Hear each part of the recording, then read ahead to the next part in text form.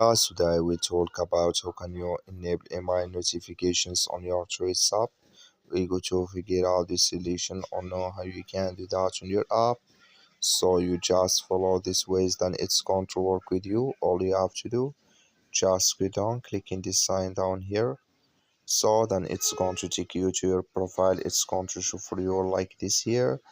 Then all you have to do now, you just go here above this sign, click on it, then it's going to take you to this list. It's going to show for you like this.